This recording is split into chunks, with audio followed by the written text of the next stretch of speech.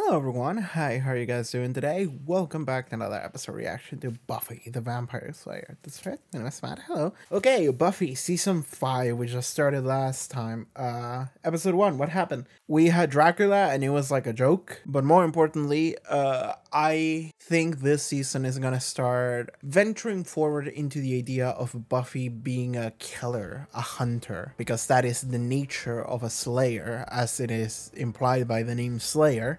We're definitely going to be exploring that. Giles wanted to leave the show, and Buffy stopped them. She didn't know that she was doing so, but essentially she was like, Giles, I'm going to need your help because I really do want to explore into the idea of what it is to be a Slayer. I want to know the history. I want to know what this is, because it's something that I've been living with for a number of years, and I've kind of just been letting it sit in the background, even though it's not the background, but just like she's kind of trying to focus on her life more, but now it seems like she's gonna try to focus more on her Slayer side more. So that's gonna be interesting.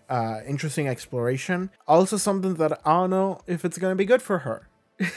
Because like I see, and I'm not saying that this is the case, but the way I see it is the idea that at the end of season 4 we had when Primeval, when they defeated Adam through the power of friendship or some bullshit, and even every single other time that we've had to face a big bad, like it seems like the way that we succeed is through the power of friendship, right? It's like everyone comes together, we all have something important to do, and ultimately like our connections to each other is what allows us to overcome adversity, which is, you know, like it's not the most unique idea as for like how you overcome adversity in stories, but it is one that it is just nice, you know. It's something that's like, it's good, you know. Stick by your friends and you'll be able to do something together, and that will, and the power of friendship will triumph. It is a little bit naive of a worldview, but it is something that a lot of shows do, and Buffy has done so thus far. So the idea that now in season 5 Buffy's actually going the opposite direction,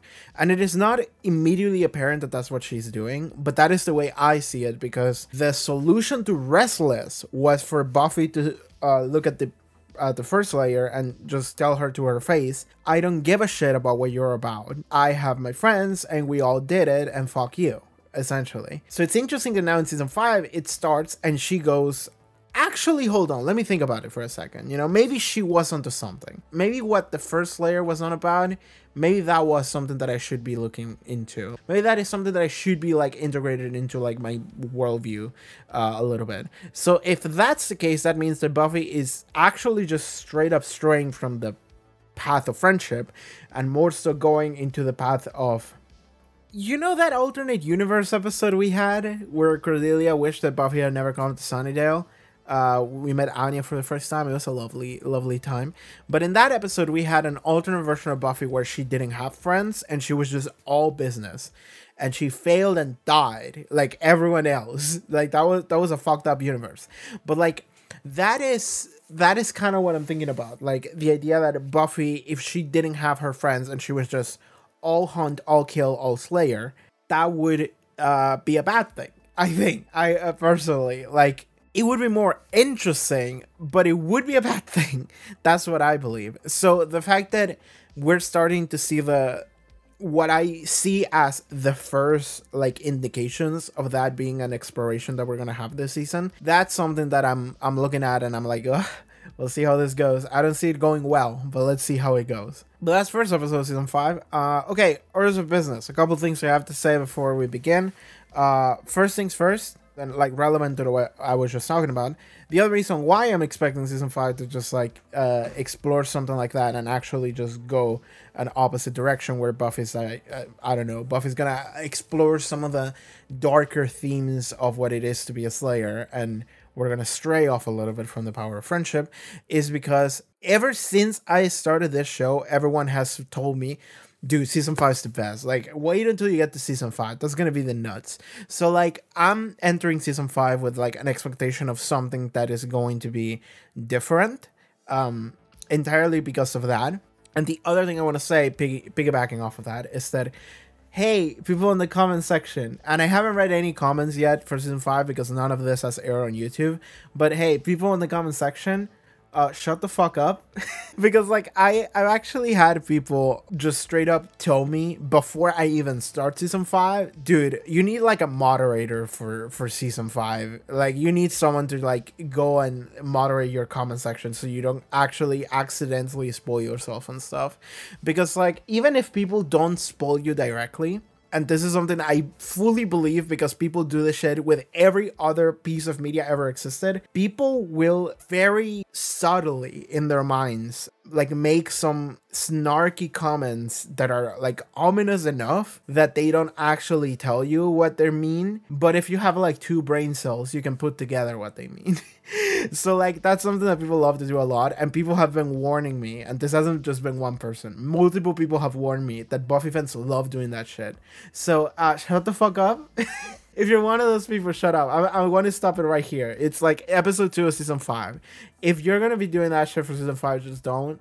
Just please don't. I always leave a comment that is just like, don't spoil shit in the comment section. But even when I do that, people might have the belief that like, well, it's not a spoiler if I don't say it outright.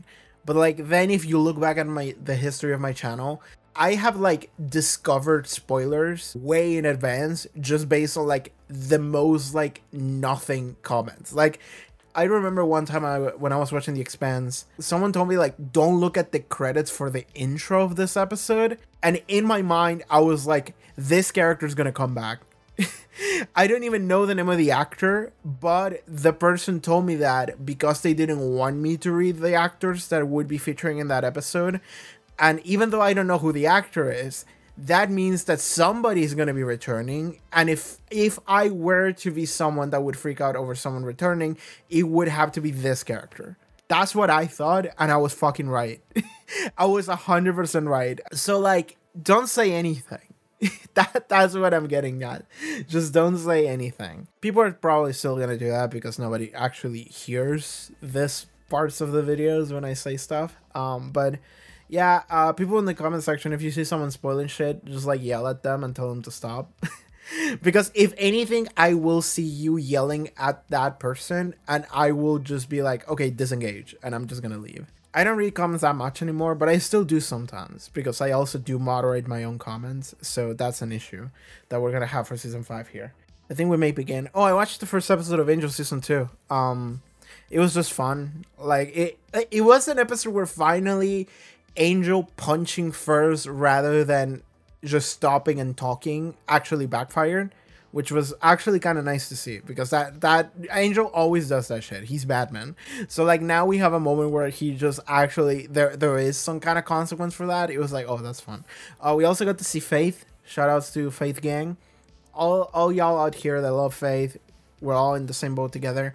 I'm like, that's the main thing that is keeping me watching Angel, honestly. It's just hoping to see Faith again. And we did see Faith a little bit at the end of last episode of Angel. And I do believe that Angel and Faith have like one of the, if not the best dynamic in the entire Buffyverse. Just like 2 character dynamic. I think Angel and Faith are like way up there because they both really hate themselves and they really like hate their actions and they really want to move on past that. Faith is very new to this, but she's trying. And like seeing that interaction between Angel and Faith where they're just talking about like some of the struggles that they're going through as a result of like their penance or the the road of redemption. I think that was really nice because it was an instance where they both talk about their misery, but in sharing their misery, they're actually supporting one another. They're making their suffering a little bit better to each other because it's like a weird support group. I love that. I think Angel and Faith are an incredible dynamics. I love how those 2 characters are interacting with one another in Angel. All right, that's it for the Angel ad. Let's just watch Buffy now. Check out the Patreon, link in those room below, pop up on the screen. If you're watching this, the next 2 episodes of Buffy should already be out on Patreon, I believe. So yeah, that alongside Angel watch-alongs, full-length reactions, all that stuff. Let's begin. So Buffy the Vampire Slayer season 5 episode 2. Let's go. You know what? This is gonna matter. Xander's gonna move up in the world. Sex and gets the funny syphilis. What are you doing? All right, there was a sister or whatever.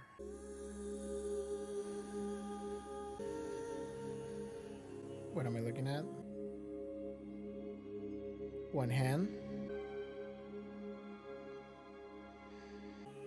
What is that crystal? Okay. Can we go now? Okay. So, okay, just piggyback. I forgot about the sister thing from last episode, but again, adding on to what I said earlier about like, don't spoil shit to me. I don't remember when it was. Might have been like a year and a half ago. Somebody said, Joyce said, Buffy's an only daughter. Remember that. and I was like, what does that mean? And I thought that like when he and Giles fucked, that Buffy was...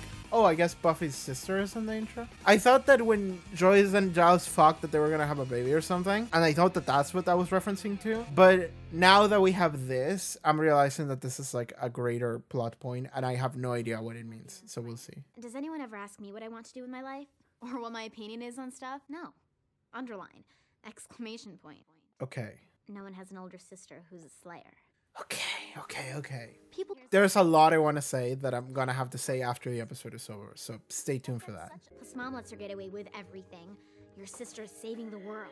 I could so save the world if somebody handed me superpowers. Actually, Giles and I are going to go to the magic shop for supplies for my new and improved training sessions. Take Dawn shopping for her back-to-school supplies. What? Mom, I thought you were taking me. What? No, but see, Mom, that doesn't really work for me. We're just going to the magic shop. Yeah, Mom, I'm not going to Hogwarts. Jeez, crack a book sometime. I guess this was before that blew up. I told you she completely ruined my training yesterday. Did not? What's interesting is that she's like a fully realized person.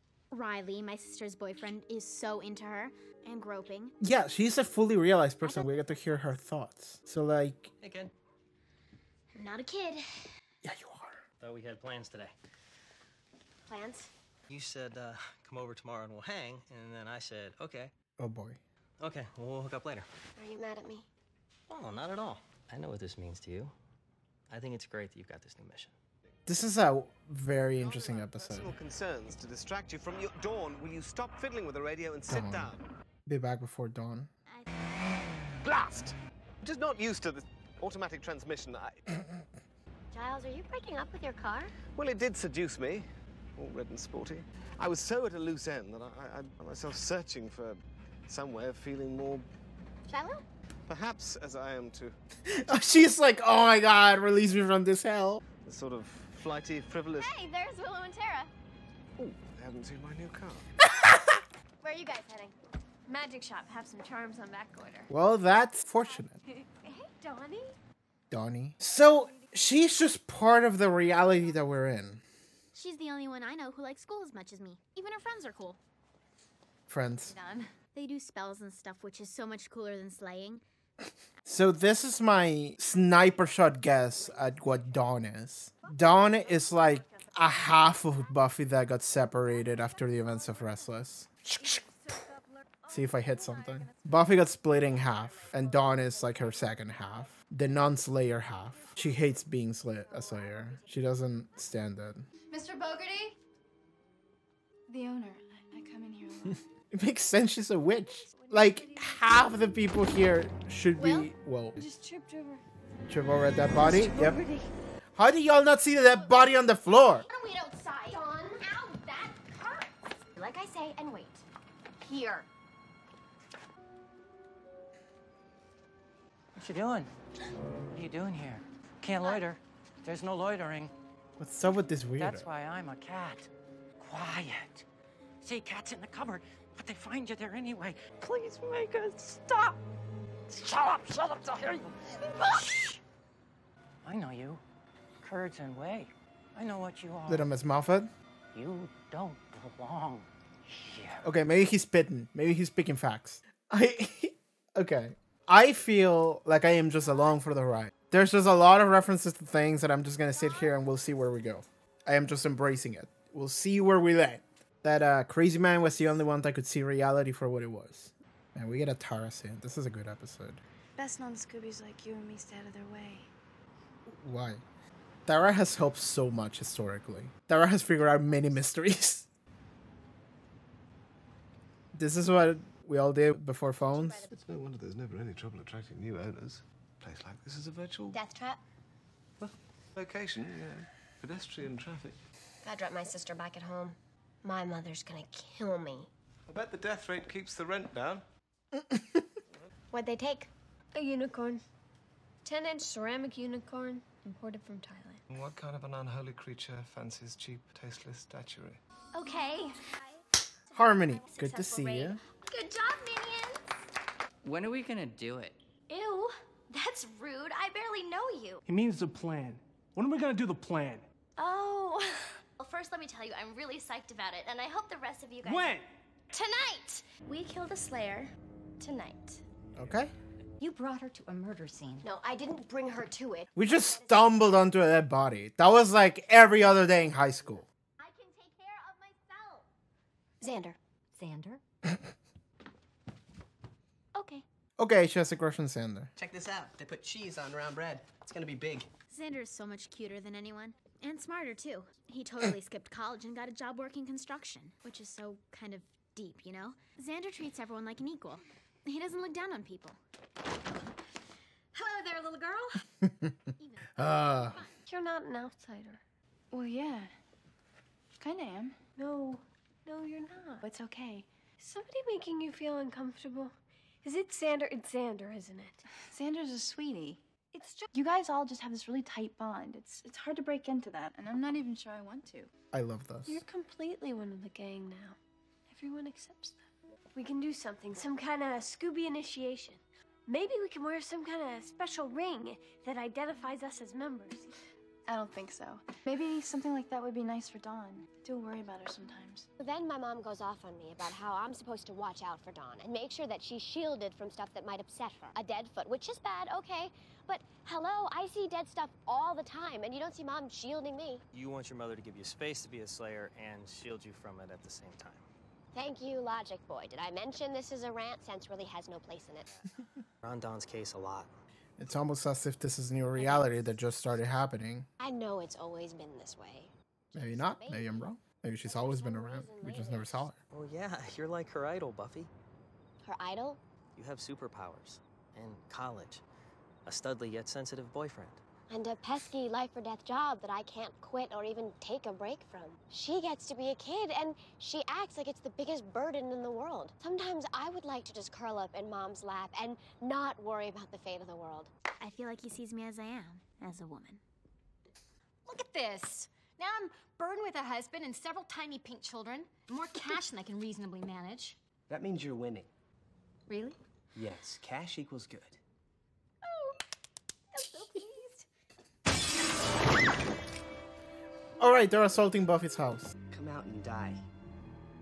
I'm waiting for you, Buffy. Well, she's not here. Why would she be here? She goes to college. She doesn't live here anymore, right?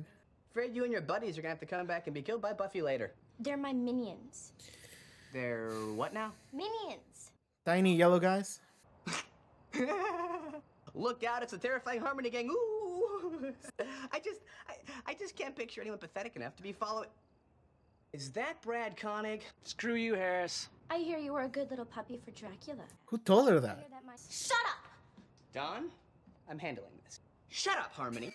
Just close the door in her face. Oh yeah? Come inside and say that. Xander will kill Dawn, no!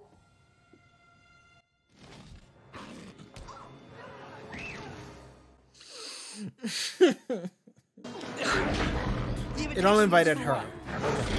Okay, this is like a 3v1. Maybe we can do this. Honing my instincts. This isn't over, Xander. I'll be back. And we'll be ready for you. We need the witch gang to put a charm to stop her from coming in. Buffy is not going to be happy about this. Nobody takes Harmony seriously. This episode has done like 7 of this like cut to joke. She did come here to kill you. They have killed once that we know of. She could be a threat to you. Especially now that she can enter your house anytime she wants. Yeah. You guys can't invite her in. And only someone who lives here can. Dawn! Buff, it was an accident. She didn't mean it. Oh, well, that just makes it okay then, doesn't it? Spike. Here, I thought it was going to be a slow night. He just wants to beat some people up. Okay. Here we go. Hello, Hop. I feel good. How have you been? Not bad. Just got a brand new telly in my crib, so...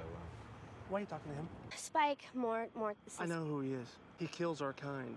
Bloke's got to have a hobby, don't he? Piss off, Mort. Mort. He's really testy. Some of us are thinking of voting him out of the gang. What? Is that what those circus freaks are? Uh-huh. I mean, They're kind of pathetic. we're gonna kill the Slayer. Singing my song now, are you? I've been doing my homework, reading books and stuff. What, Evil for Dummies? Well, let's face it, it's adorable. I am kind of taking Harmony seriously because she's a joke right now, so I am taking her seriously. That's how I approach the show. I found the real me, and I like her. Harmony is also going through a period of like self-actualization. I've got a plan. Let me guess. Snatch one of her friends, use him as bait, lead her into a trap. No. Much, much better one. Let me know how this arch-villain thing works out for you. I'll do that. I'm gonna kill everybody in this town that was ever mean to me. Spike! Guys, new plan. She took Spike's plan. I mean, it's not like Dawn hasn't grown up in this house knowing all the rules. People slip, Buffy. Your mom did. She invited in the masked Dracula. Well, that was different. I mean, he would... You're giving your mom a pass, but not your sister. He's just a kid. You know, will everybody please stop saying that? I was just a kid when I met my first vampire, but somehow I still managed to remember the rules. You had to. It was your job. No, it was common sense. But nobody expects even that much from Dawn, do they? We are doing nothing but turning her into a little idiot who is going to get us all killed. She just has to be more careful. She's gonna go get herself kidnapped. Be back before dawn. Be back before dawn. Hey, don't! Trying to think about what that means. What do you think you're doing? Leave me alone. It's not safe out here. You got that right. Oh, yeah. Vampires took... The really interesting fucked up thing about this is that if Dawn dies, I have no idea what the fuck that means. You can sacrifice a character you just created, and it will have repercussions that I have no idea what they would be. I'm feeling really good about this new plan, people. She comes, we jump her, we kill her. So it doesn't really matter if we're actually holding the Slayer's sister. She just has to think that we are. We're not eating the girl. Why not? 'Cause that's not the plan. They might. Because they're right, they don't have to. Pleasant. Ow! Bloody hell! I don't have time for banter, Spike. Where's Harmony's lair? Used to have a cave in the North Woods, about 40 meters past the overpass construction site. Ow! I was telling you the truth. I know. Oh man. I'm the one who put this group together, me. But they treat me like I don't even matter. Are you all a mirror of each other? They have no idea how much pressure I'm under. I have to make all the hard decisions. And it's hard. I didn't hear anybody knock. You have a plan you like better? We're gonna feed on the girl and kill you. Maybe not in that order. I don't think I like your attitude, Mort. Is this the end of Harmony? Kill him for me. All right. You're all on my list. Touch me and my sister's gonna kill you. Bill. Yeah. I was waiting for the punchline. Dawn, close your eyes. At last we meet. We've met, Harmony, you half-wit. Yeah, we went to high school together. Excuse me, but look who's fallen into my... Dead. Oh, fuck, Brad. Dead. Buffy, watch out! Yeah, he's a big boy. Oh, good shot, Mort. I think you got on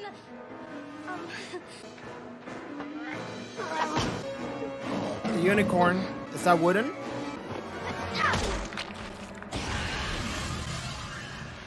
Hell yeah. Well, Harmony ran away. You are going to be in so much trouble when we get home. Sorry it ran so late. Everything, go okay? She's gonna lie. Yeah. So how was the exhibit? Oh, it was fantastic. Buffy probably Harmony would've can gotten in still- more trouble than me anyway. Yeah. Harmony can still come inside the house. Anya's gonna be okay, and Xander wasn't mad at me, so stuff mostly worked out. Giles, are you sure about this? Well, aside from the fact that most magic shop owners... Is she gonna take over the shop? I love that, actually. I was a librarian for years. I love that, actually. Local shop owner Giles. This is great. I love this. We don't have to ever worry about having supplies. Giles will just have shit for us now. Don't break anything. Just don't touch anything. Just to be sure. Not that Buffy's really changed at all, like she ever would. What you're doing right now? Not moving? Good. Keep doing that. She still thinks I'm little Miss Nobody, just her dumb little sister. Boy, is she in for a surprise. I have a lot to say about whatever the fuck we're doing here with Dawn. I have a lot of theories I want to cook. I don't know. None of them are going to be right. Okay, we are introduced to Dawn. Which is very interesting because, like, okay, there's a lot I wanted to say immediately right at the gate. This entire episode spent the entire episode telling us about Dawn, showing us who Dawn is, and more importantly, letting us know that Dawn is a real person. She's a real girl. And by real, I mean that she has thoughts, she has feelings, she has all the things that would make her a real person. Even if she wasn't always, we don't know what the fuck her origins are, but she is a real person right now in front of us. And even probably more important than that, she is a person that everyone perceives to be real and always has been real. Okay, things that I immediately want to talk about. I mentioned it a little bit during the intro, but I'm going to bring it up here. I don't know when, but a long time ago, somebody left me a comment that was like, oh, Joyce said you're an only daughter, you're an only child. Remember that. Somebody told me that a long time ago. And at the time, I thought that that was in reference to the fact that, like, Joyce and Giles fuck. Like, I think it was, like, right before that happened. So when that happened, I was like, oh, maybe Joyce is going to get pregnant and Buffy's going to have, like, a sibling. That didn't happen. I'm positive that what that comment meant now is a reference to Dawn here. It's essentially just confirming to me that Buffy has never had a sister. Like, that wasn't... It's not that she was hidden somewhere. It's that, like, no, she just didn't exist. So that's something that I'm considering to be true now. I could be wrong, but let's just say that. The other thing that I get, it's so interesting how earlier, like at the intro of this video, I mentioned how I don't want anyone to tell me anything because if you say anything to me, I will use it. I will overthink and I will solve problems using information that I shouldn't have. I don't want anyone to tell me anything, even if it's like very subtle. Because during Restless, Tara the First Slayer said, in my head, it was like, be back before sunrise. And then somebody corrected me and said, she said be back before dawn, actually. And when I read that comment, and that was very recent, I thought to myself, there is a difference between sunrise and dawn. Okay, got it. And then this episode comes in and her name is Dawn. And I'm like, okay, that's what that means. So it's like, but if that person didn't say that to me, I would have thought that it said sunrise. So I would have continued to think that it was like the sun, but no, it's dawn. So now the meaning has shifted and it might no longer be the sun, the light of the sun. Now it is actually the person named Dawn. And the only reason why she's named Dawn is probably in order to like use that in order to like bamboozle you into whatever Mr. Whedon wants to do with you, because a lot of what he does historically is just tricking the audience into doing something and then it does the opposite. So like, we're gonna see where this goes. But my immediate sniper shot guess as to what the fuck Dawn is Buffy soul or essence or whatever you want to call it got split in half, weirdly, into Buffy and Dawn. After the events of Restless, that's what happened. Because like what happened in Restless is still like weird how that resolved. Because the First Slayer like stabbed Buffy a bunch of times and then Buffy was like, I don't care. And then we just moved on. But then now something that I mentioned last episode, actually, when Buffy's talking about like wanting to be a Slayer, wanting to know all these things, I'm sitting here thinking like, why? Like, why is she, like, so into this idea when the last thing she did during Restless was essentially completely reject the idea? You know, she's like, I'm not like you. I don't want to be like you. I'm not interested. I have my friends, and this is how we solve problems. And then the immediate next episode, she goes like, actually, I do want to be a full Slayer and see what happens. So I'm thinking that something supernatural happened in order to make her make that decision. I could be wrong, but that's a theory I have.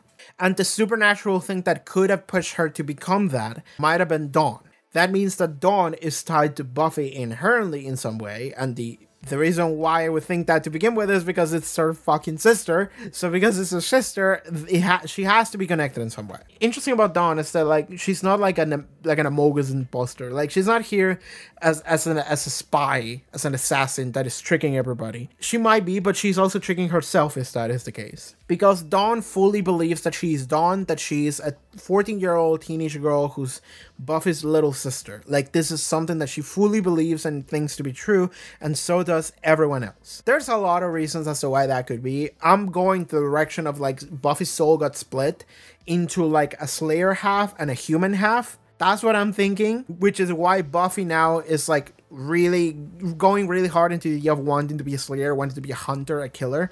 Meanwhile, Dawn hates the slayer. She hates Buffy because it's like, oh, she's always so special. She's always out there going and killing people. It's like she doesn't even wear a mask. I would, because it's much cooler. So I am immediately dividing the two into like Buffy's human half and slayer half. I could be overcooking with this. This could like mean nothing. This could be completely stupid, but that's my immediate first thought. It could also just be like an alternate timeline situation. Like we alter the timeline in such a way where Dawn happened, because like that's something about time travel stories. What we see here in this episode is actually what would be a plot point in a time travel story. Actually, it's like, I don't know.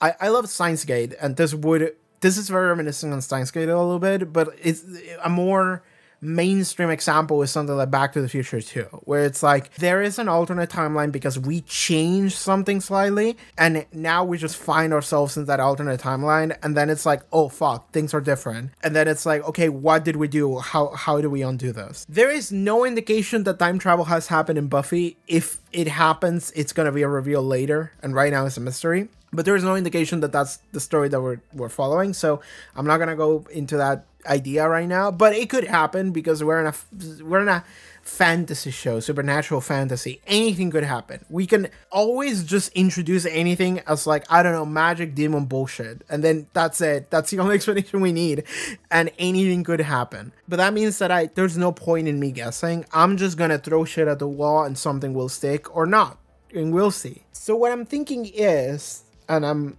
going to be incredibly transparent here. The only reason I'm saying this is because somebody pointed it out to me, so now it's in my head, and it's that Tara said be back before dawn. And when I mean Tara, I mean the first Slayer Tara from Restless, which isn't really Tara, but kind of. Because now I'm thinking one layer further, which is, that's the trick. At first, you thought it was about Dawn, as in the sun. Now you think that it's about Dawn, the character. And in fact, is Dawn the sun. So now you have to think about one layer further, because like maybe that's a double trick. But no, let's just think about Dawn as in the person, because it seems like Dawn the person is going to be incredibly important this season. She's introduced immediately first episode. The second episode is entirely about understanding Dawn as a person and the relationship and dynamic she has with everyone else in the cast, and also just telling us that she's a real person that we should keep in mind in consideration. She's not like evil or anything. She's just here, and I have no idea what that would be. Like when the episode was happening, I was thinking like, what if they kill her immediately? And I would feel even more lost if they were to do that. I wouldn't know. My brain would break. If they wanted to fuck with me in such a manner, they would have killed her. Because I was thinking like, if Dawn is introduced as someone that was always here and everybody knows her and she's Buffy's little sister, and you're thinking, hold on, what? And then she dies in the same episode and you don't get an answer, I'm immediately like, hold on, I'm stopping everything. I wouldn't know what to do with myself, because that means that something that I had no understanding as to why it happened, and then it's gone. And now I'm sitting here like, that would have fucked with me in such a manner that I wouldn't be able to explain to you. And that could still happen. It would be less, well, no, not less effective, but it wouldn't be as effective as doing it in the first episode. But that could still happen in the sense that, like, let's say that in like 10 episodes Dawn dies, or like, I don't know, end of season Dawn dies. And it's like, oh my god, they killed Dawn, or beautiful little sister Dawn. And you don't get an answer as to why Dawn was here to begin with. I would lose my mind. I wouldn't know what to do with myself. But what I'm thinking is, I already said it, like, I think Dawn is like Buffy's human half. And Buffy is now the Slayer half, which is why she's really, really thinking about the idea of being the Slayer. But that, I don't know, that's just a theory. I'm not gonna finish that sentence. But okay, let's talk about relationships between Dawn and everyone else, I guess, because that's what this episode was. More importantly, her relationship with Buffy is, it is a relationship that kind of mirrors, I mean, okay, this is what Dawn is. Dawn is a way of actually telling another very coming of age teenage storyline that we weren't able to tell in Buffy before, which is how do you deal with siblings? So many people have siblings. Like I think the majority of people have siblings. I have an older sister. The issue with my older sister is that like the age difference is such that like I don't think that there is a comparable like dynamic that we have between my sister and I. But there definitely are some shades of Dawn that I'm looking at what Dawn is saying and the way she's thinking, the way she sees herself and she sees Buffy, and the way Buffy sees Dawn, and I'm like, okay, I see it. That is real. That is actually real. The way Dawn is talking about like how Buffy is like perfect, you know, she's like this like superhero and she goes gosh and she has this like cool boyfriend, and even Riley mentions that he's like, you know, like you're her idol. Like in a weird way she's jealous of you, but then that's also why she rejects you, is because like she can't stand the idea of like you being around her and you being like an unreachable goal for her. So like what is she gonna do other than just reject it? Because if she didn't reject it, then she would just hate herself for not being you. Buffy on the other hand is like, that fucking bitch is coddled. Like my mom always gives her a pass. I always had to take all the like hardest shit that life throws at me, and she gets to be safe and nice and just she gets to like bitch about all the things that don't matter. Meanwhile I'm here like busting my ass, killing demons, going to college and doing all this and fucking juggling. Why is it that she gets a pass on things when I don't, right? And I think that it's an incredibly valid view on both sides, because like that is just true. That is a very real sibling dynamic between older siblings and younger siblings, I've noticed. Both in personal experience as well as other experiences that I've seen. That is just the way it is with siblings sometimes. So Dawn, beyond just what Dawn might signify for the greater plot, Dawn right now serves as an extra character in order to shift the narrative, in order to tell a sibling story, which we couldn't do before because Buffy's not a sibling show. There's no siblings here.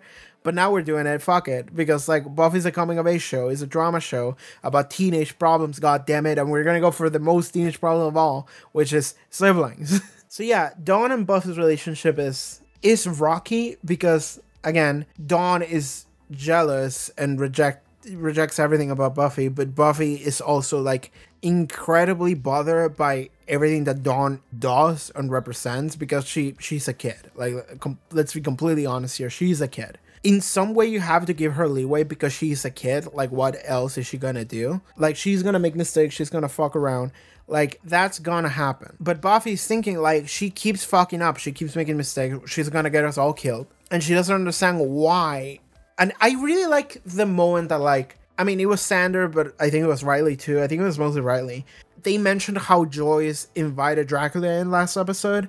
And Buffy was like, yeah, well, but you know, and like it was a moment where it was very clear that Buffy is giving Joyce a pass, but she's not offering Dawn the same treatment. So that is also just a fault on Buffy's end. Buffy is just so bothered by Dawn that she's not thinking about Dawn in a rational manner. Even when she saves Dawn, she starts going like, you're gonna get in so much trouble, I'm gonna tell mom everything. Like it's like, come on, like she almost died, girl. Like even though she protects Dawn, because like it's not that she doesn't care, but it is this situation of like she also gets upset at Dawn. And it's like, the interesting part about this episode is that, okay, I don't know what Dawn's presence in the universe is right now still, but if she was just blinked into reality like last episode, if that just happened, and like what I mean when I say that is that like, if the timeline was changed, then Dawn was always here, because that's how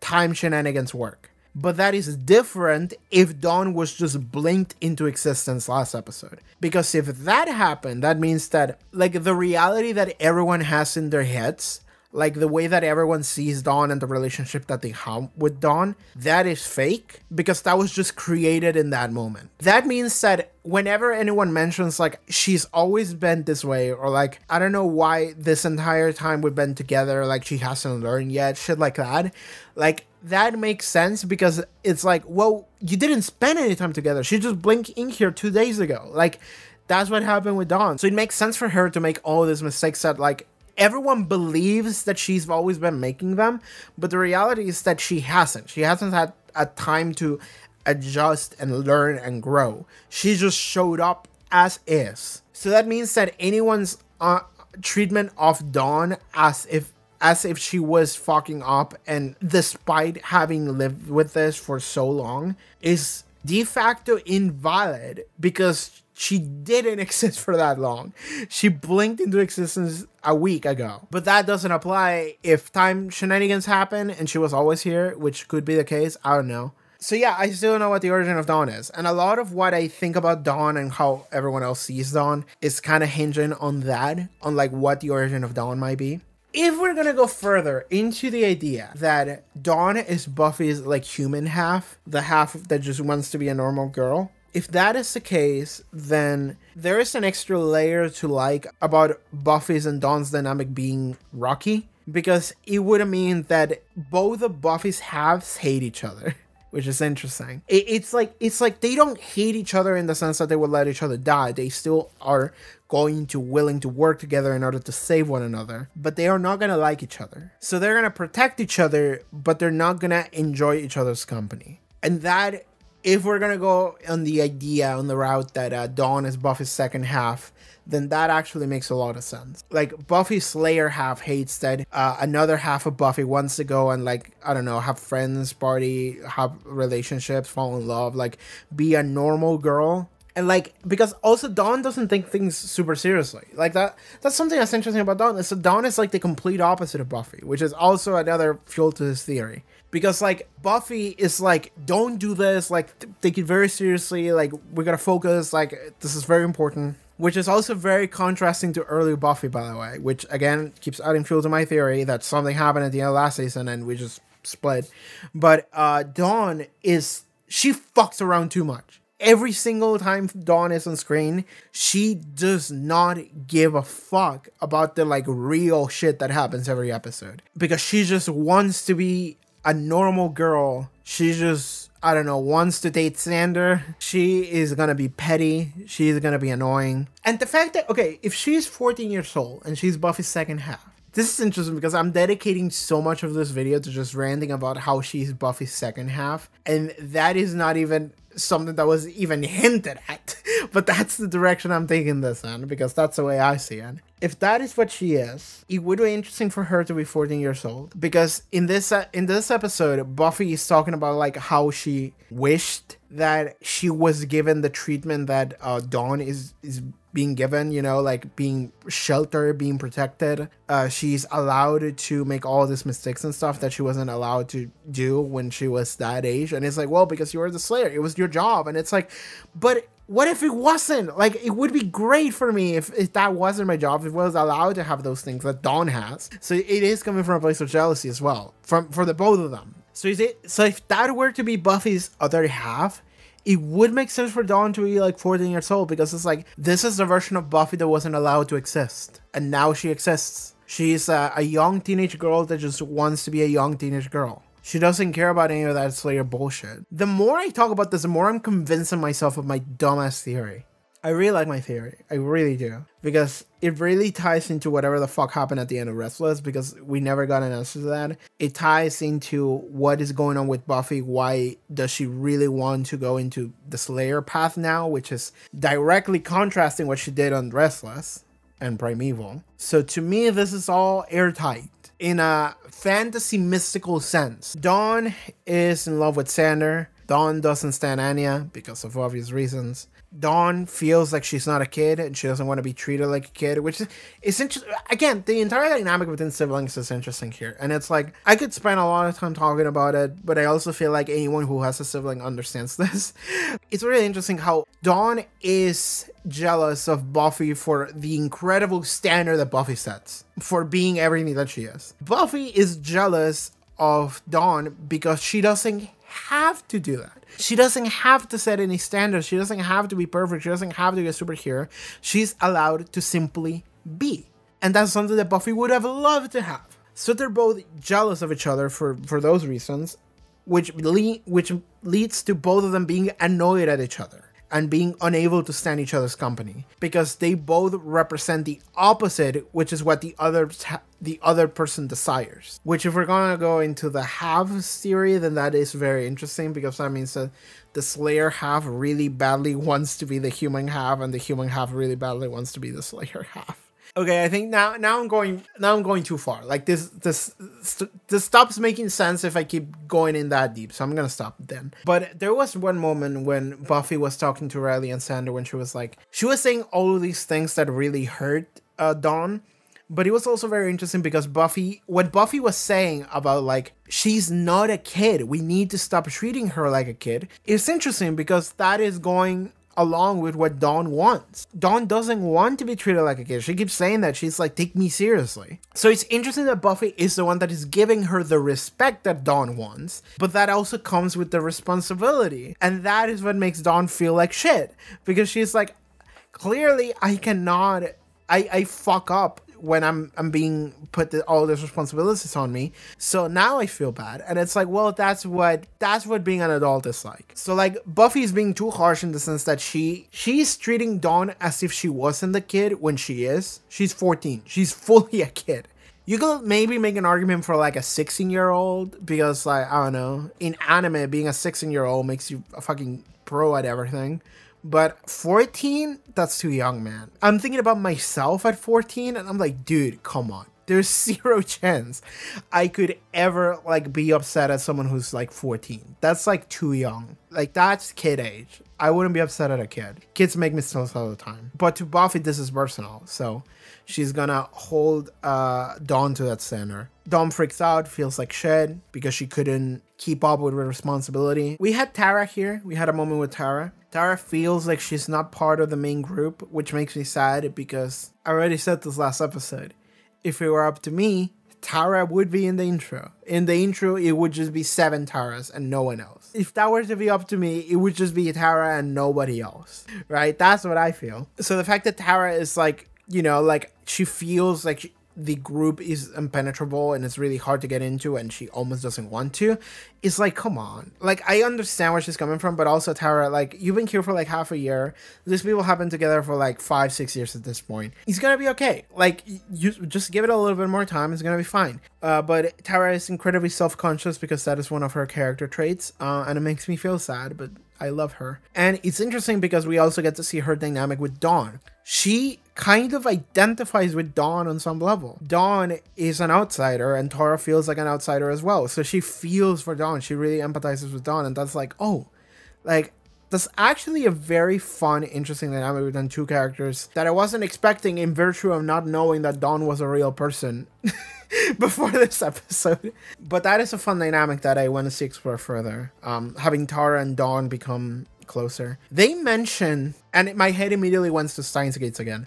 They mentioned, Willow was like, what if we make like special like rings that every member of the gang can wear? And Tara was like, I don't know about that, but that might be nice for Dawn. And I was like, if they do that, that would be really cool, really cute, and also I can already see the heartbreak because I'm thinking about Steins Gate, and Steins Gate kind of operated in a similar way where there is this like, I'm not going to explain the plot of Steins Gate. You should go and watch it. Watch the English dub, is really good. I fucking love Steins Gate. One of the best time travel adjacent stories ever made, in my opinion. Everything else holds to a standard of Steins Gate. I kind of want to make a video just talking about Steins Gate for like an hour. It's just that good. But in that show, there's a bunch of characters and they create this like group, this club of sorts. And they do create these pins that everyone wears. And it's like, it has like lab member number 00, whatever, 001, 002, 003. And it's really cool because then when that becomes something important in the story, you can utilize that to great effect.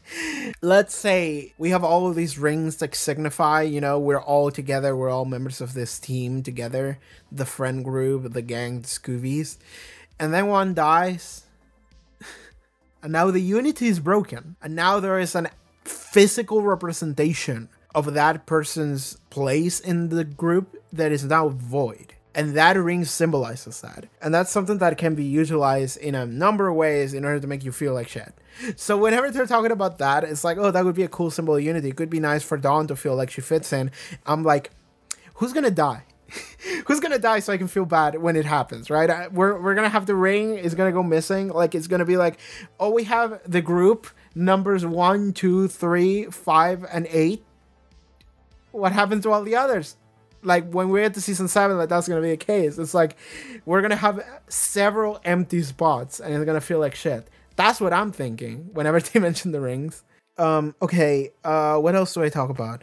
Giles is now the local shop owner of the magic shop. I love that. I love that. That is the most genius character upgrade you could have done. Like, aside from Spike becoming a baby girl last season, he's just a fail guy that just doesn't get to do anything, and he's just cringe and a wet, pathetic little kitten. I think that is a genius upgrade for Spike. I think the second best upgrade is for Giles to become the local shop owner of the magic shop, because like Giles has felt like a character that felt a little bit aimless after he stopped being the high school librarian, because, you know, like, high school blew up, the entire setting moved, and it's like, well, what does Giles have to do with anything now? And it was on character for what his character was going through, that it felt like he was kind of aimless. But now that it feels like we're going to be a little bit more grounded with him, he has more of a purpose, it makes sense for him to be like, you know what, I'm going to lead the shop. And it's like, cool. Like, that means that we have a local hangout spot that is not just like Giles's house. It's like, now we actually have the shop. We have all of the materials we could possibly need. That also means that Giles is marked for death, because it seems like every single one of these like magic shop owners die, and that's why they mentioned it in this episode. So that's dangerous for Giles, but you know, like, we deal with evil like every other Tuesday, so it's like, it's completely fine. Like, this is all part for the course. But I do love that. I do love Giles being a local shop owner. That's a perfect for him. The beginning of this episode really felt like Restless to me, because just the adding of Dawn into the mix, that felt immediately jarring, because you don't know what's going on. Everyone acts as like she was always here, and maybe she was, who knows? Because of that, you feel out of depth, you feel out of place, you're like, oh, hold on, I don't know what's happening. But just the direction of everything, like when Buffy was meditating, and then when she was doing her like one handstand or whatever, the direction of all of that, the camera shots and the music used, really felt like Restless to me. It felt like a lot more pensive. It felt like a lot more like it had depth to it, which was then interrupted by Dawn. But yeah, there's just an interesting thing I want to point out about the beginning of this episode, because it really made me think of Restless. Something else, like I mentioned regarding Dawn, is just how this makes me think about like Adam from Torchwood, because I just love Torchwood. I fucking love Torchwood, dude. I love it. I've been thinking about like maybe making other videos where I just talk about something that I really like, and maybe I put a little bit more effort into editing them. I just want to make a video where it's just like, I can't stop thinking about Torchwood, and it's just me doing like a 2 hours long video essay on why Torchwood is so fucking good. Also bad, but it's awesome. There's an episode of Torchwood called Adam, where the entire episode there is an extra character called Adam, and he's not a part of the main cast, but everyone treats him as if he was. That's the difference between Dawn and Adam, is that Adam is like a one episode antagonist, that like it is resolved that he is an antagonist and he's actually tricking everybody. But for Dawn, that doesn't seem to be the case. Or if it is, then it's going to be revealed later, and also Dawn doesn't know it herself. But it seems to me like Dawn is just something that was created and she's real. So it's not the same thing, but I wanted to mention Torchwood. I'm just skimming through the episode again. I mean, there's a lot of harmony in this episode, which I like. I like harmony, because harmony is also like a very pathetic character, because Harmony was just like one of Cordelia's minions herself, and then she off screen got turned into a vampire, and she showed up like 2 or 3 times, and she was like kind of dumb, and then this episode shows up and she's like also still kind of dumb, and then she's like, I have my own minions, and then it's like they don't even like her. She's really bad at explaining things to them. She's really bad at coming up with plans. Spike tells her, oh, what is your plan, huh? You have a really dumb plan, like going and kidnapping one of her friends and then trying to look her in. Harmony is like, no, And then she's like, guys, I just got a really good plan. It's like, oh my god, girl. But like Harmony could be important. I don't know. But it's just fun to have an extra like recurring character in Harmony. So that's nice. Giles has a new car. Cool. Spike shows up and gets beat up again. I don't know what else to talk about. There's a lot. Okay, something interesting here. Something interesting is that I'm looking at the title of the episode. I can see it. The title of the episode seems to be Real Me. That also adds on to my theory that Dawn is the Buffy's second half, or like her human half, and Buffy now is like the Slayer half. So Dawn is like the real Buffy in a way. Thank you for coming to my TED Talk. That's gonna be it for this episode reaction. Thank you so much for tuning in. I feel like there was something I wanted to say and I forgot. I got on a tangent and then I forgot what it was. Sorry. Okay, hello, what's up? I am recording this after I recorded the original video. I was editing it and I remembered the thing that I wanted to talk about that I forgot. I'm sorry, but it was this creepy man who approached Dawn while she was outside the shop. I have the scene right here in front of me. I'm just gonna watch it again as I talk about it, but he shows up and he looks at her. And this is a very disheveled man. Like this looks like somebody who doesn't have their life together. And he approaches her and he's saying, what are you doing? What are you doing here? You can't loiter. There is no loitering. Which, you know, you hear that and it's like, well, she's just glued to the shop and she's just staring inside. Then he says, that's why I'm a cat. Quiet. See, cats in the cupboard.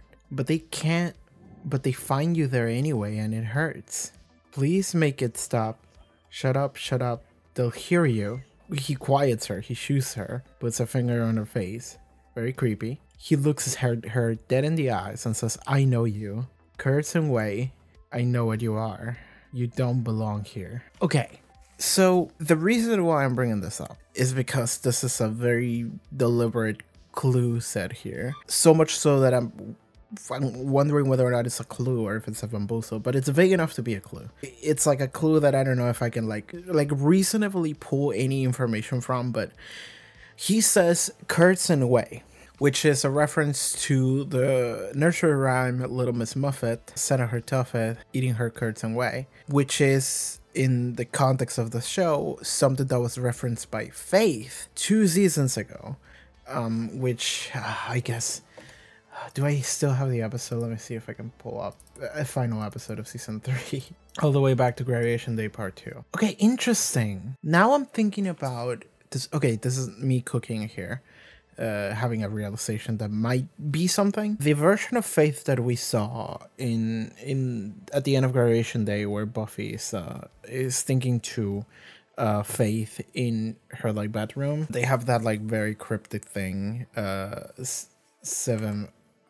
705, 750, something like that. That scene, I'm thinking that the Faith that we saw, I mean, it clearly wasn't Faith, because then Faith awakens next season and she has no memory of this. So it wasn't like a Slayer mind link with Faith. What I'm thinking is that it might have been like the essence of the Slayer that is talking to Buffy here, which would be exactly the same thing that we saw in Restless Land. Because like now that we have the context of Restless, now we know that what Buffy saw in Restless was the essence of the Slayer using the image of Tara, a random person, in order to talk to Buffy. So it might have been taking the form of Faith to talk to Buffy, but it actually wasn't Faith. It was the essence of the Slayer, and it would make sense as Faith was also a Slayer. But let me watch this again. Wait, hold on, there is a cat here. This is interesting because I'm actually watching something, but I'm only recording audio.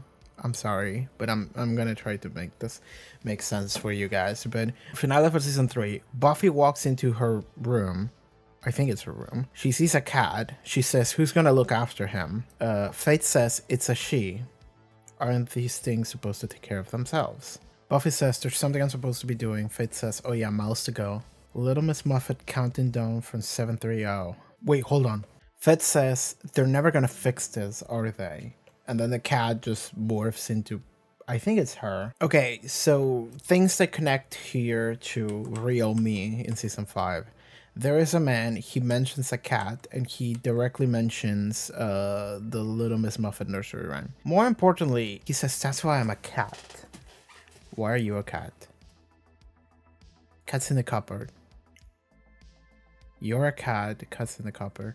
Like, that's the thing, is that this man just comes across as like a random crazy person you find on the street. However, what he's saying makes me think that he's gonna come back. Like, he's gonna be a real character that we're gonna have to listen to. Because he's so, like, I said it well in the reaction, I was like, he kind of spitting. Because he mentions Little Miss Muffet, which is the only other mention of Little Miss Muffet to whatever happened at the end of graduation day. He says, I know you, Kurtzon Way. So I guess Dawn is supposed to be Little Miss Muffet. The line from graduation day was Little Miss Muffet counting down from 730. I have no idea what that means. We saw 730 in Restless, counting down from I know what you are. Again, that could just be a random crazy guy on the street, but I mean, he kind of spitting because he seems to be the only person that's on some level aware that the reality that we're experiencing is not the real reality. He maybe sees Dawn for what Dawn is. None of us know what Dawn is, but he seems like maybe he gets a sense of it. He kind of like weirdly reminds me of, I'm gonna mention Torchwood again, I'm sorry, but he kind of weirdly reminds me of God, what was his name? The guy from season 3 of Torchwood, from Children of Earth, Clem from Torchwood. It reminds you of Clem from Torchwood, this crazy guy on the street, which is interesting because I think that would be a very interesting character. Clem from Torchwood is, I guess minor spoilers for Torchwood season 3. There is an old guy who seems crazy. He's actually on like, he's not on like an asylum, but it's on like a place that take care of you, right? It's for the elderly, and he seems like he's kind of nuts. He is reacting to like this like alien phenomenon that is happening to the planet in a way that no one else is, no other adult is. And then later it is revealed that the reason why is because he was one of the first people that established contact with those aliens due to some plot shenanigans. And so he's like the only human being that actually experiences some kind of connection to what is actually going on, which I kind of like because it makes a character who's like, they sound and look kind of crazy, but then you listen to them and it's like, oh, they are like the only person that's aware about what's happening because they are the only person that's like connected to the reality of the situation.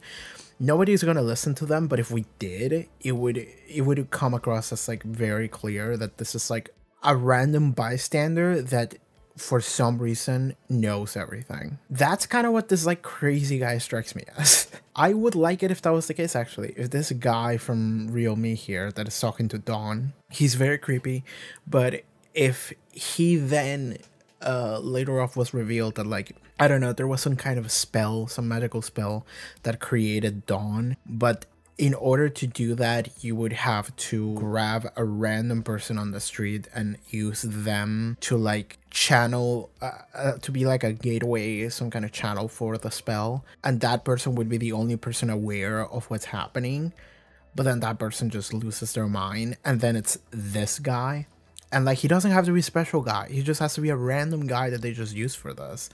That would be cool. I don't know if that's the case. I actually don't think so, because I don't think that what Dawn is like a spell. I think that Dawn is like a byproduct of whatever bullshit is happening with Buffy and the spirit of the Slayer. But that's an interesting idea. I have no idea what this man is though, because this man just comes out of nowhere and says a bunch of shit that like connects to some of the other stuff we already saw.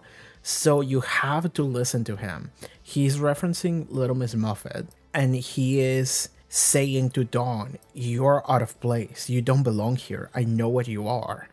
Which is the only person in the episode that to the audience is on our side. It's the only person in the episode that we can actually like relate to, because it's the only person that is acknowledging what's happening in this episode. Because this entire episode, you're supposed to like look at it and you're like, who the fuck's Dawn? What's happening? But then this person shows up randomly for like 30 seconds and he's just screaming at Dawn. It's like, you don't belong here. And then the scene is over and we don't get a resolution to that. So it's like, I don't know what that was. And part of me wants to be very cynical and say that that's not going to be like resolved in any way, but I don't think so. I think that this has to be. Anyway, so this random guy that shows up, I have no idea who he is. I have no idea what he's saying. I'm just pointing it out that it references Little Miss Muffet from Graduation Day. And I go back to Graduation Day and there is a cat and this guy. Maybe this guy isn't real, actually. Maybe this guy is something that just Dawn is seeing, but maybe he's not a real person because there's no one else in this scene in order to indicate that this guy could be a real person. By the time Tyra comes in, that guy's gone and we never get to see him leave or anything. So maybe this guy is just something that Dawn is seeing, but is not actually real. So maybe this is like Dawn's like psyche acknowledging Dawn's own existence, which is interesting. That actually makes a lot of sense to me. It makes more sense than just a random guy knowing who Dawn is. It makes more sense for this to be just a part of Dawn's fractured mind. Anyway, I think that's it. I don't know what else I can say. I recorded like 15 minutes of this. I'm gonna cut most of it because I don't think there was anything of substance said here, but I needed to like add it to the discussion. All right, that's it. Thank you. See you guys next time. Bye. Hi, I'm recording this after I recorded the previous audio already, but I just finished editing the episode and I just wanted to add an extra bit because I'm thinking about it now, that I watched that final scene with Dawn again.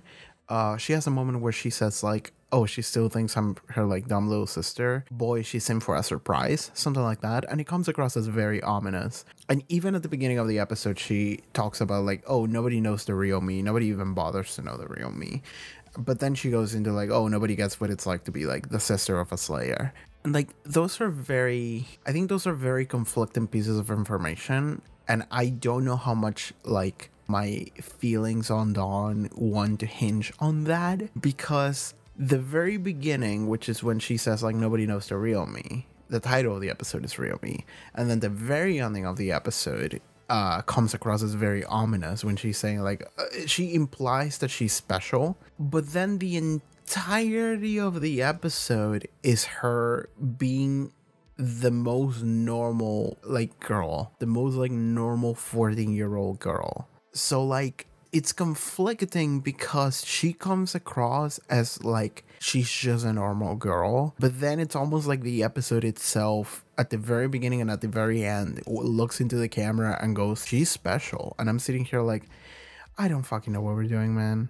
I know that she's special because of her existence, but I don't know if she's aware of the fact that she's special or not. Because she might think that she's special in the way that teenagers think that they're special. She's like, oh, I'm the best, I'm so much better than Buffy, but then she's just a 14-year-old, so of course she thinks that. Or if she actually has knowledge of her being something else. Because like what you hear at the beginning and mostly at the end, it comes across as if she knew something like that, but then you watch the rest of the episode and it's like, oh, she's just a random 14-year-old girl. So I have no idea what the episode wants me to think. I think that is conflicting and I have no idea what to think, but I should mention it because I didn't mention it on all the entire episode discussion because honestly I forgot. I forgot that it happened. Like that final scene when she says something really ominous, like, oh, she's in for a surprise. I'm sitting here like, okay, that's like a villain line, but the rest of the episode isn't like that. So I just forgot that happened. I was like, I completely ignored it. So yeah, I have no idea what that meant.